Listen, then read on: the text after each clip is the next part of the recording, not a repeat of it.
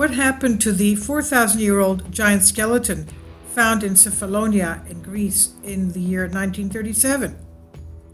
The village of Livadi in Cephalonia, located in the Paliki Peninsula. Cephalonia is in the Ionian Sea between Greece and Italy.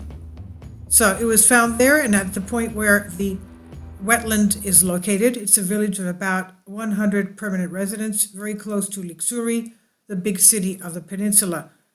And nearby where the island's rural prisons are, a place where prisoners had to work on a farm or generally produce public works, they operated until the middle of the 20th century. In 1953, though, there was a huge earthquake. Earthquake first, and then in 2014, completely destroying what was left of the rural prisons. At a very short distance from the coast and in the heart of Livadi, a quarry has been operating for many years where the prisoners worked in forced labor. And according to the magazine of the time, the magazine Echo, volume 1937, page 19 to 11, the archaeologist archive of Sotiris Karavas in July 1937, the imprisoned workers of the quarry came to a very important discovery, which, while being investigated by archaeologists today, remains provocatively unknown. Let's read the description of the event through the article of the magazine entitled "From the Mystery of Archaeological Science, the Ancestor of Lixouri was Discovered." A very important archaeological discovery was made in the province of Lixouri in the midst of the Cynical Fires, July 1937.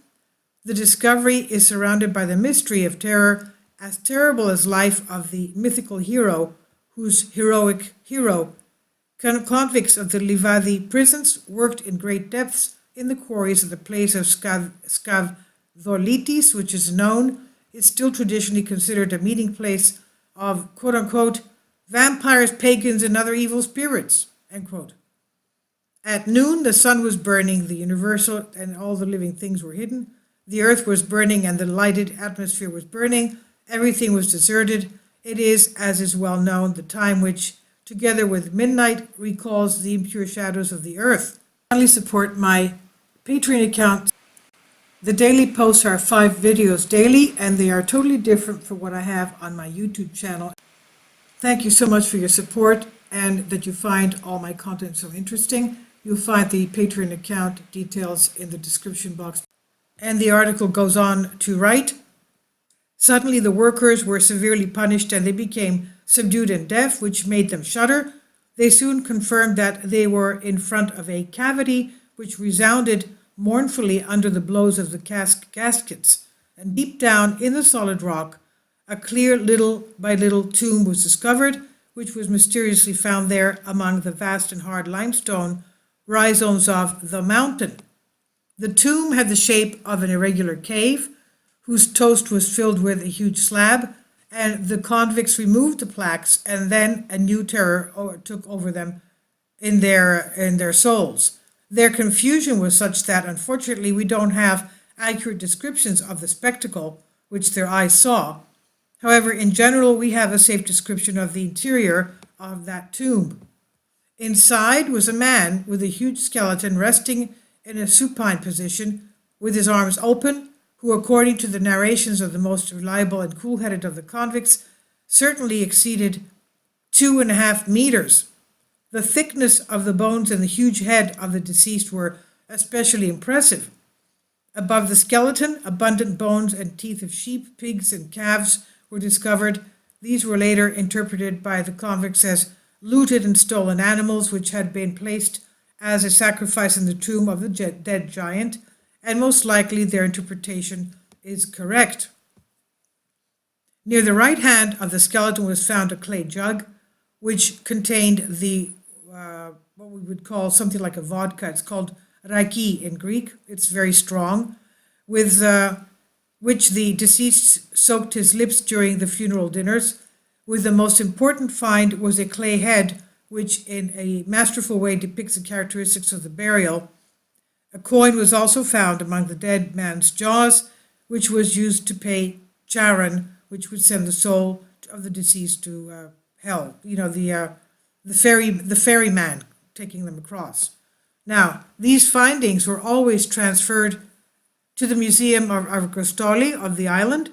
They were examined by specialist archaeologists who, from the characteristics of the clay head and the other descriptions of the convicts, recognized that he was the ancestor of the ancient Ixuri fairies, which until then was considered a mythical figure.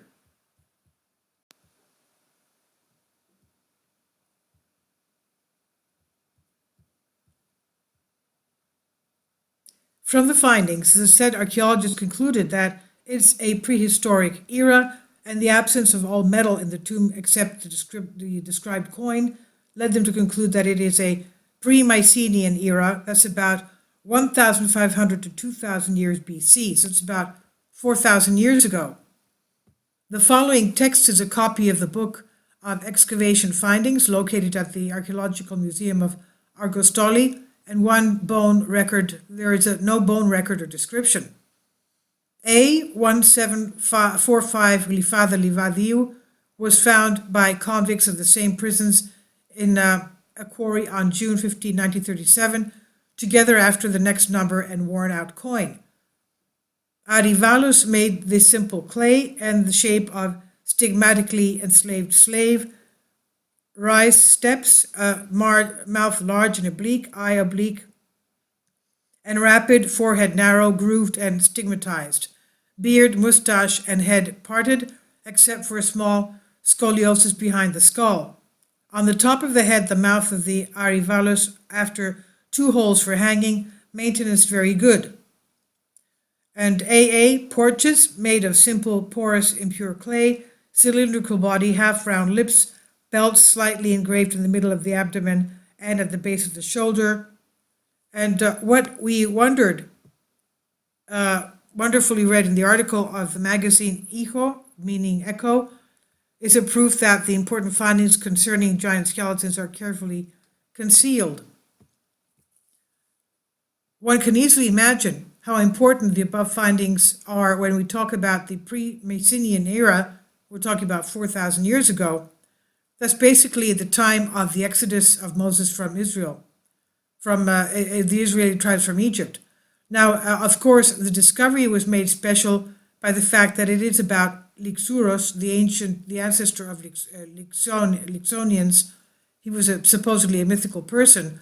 We point out the closure of the Argostoli Museum for 4 whole years, which is supposedly responsible for these findings.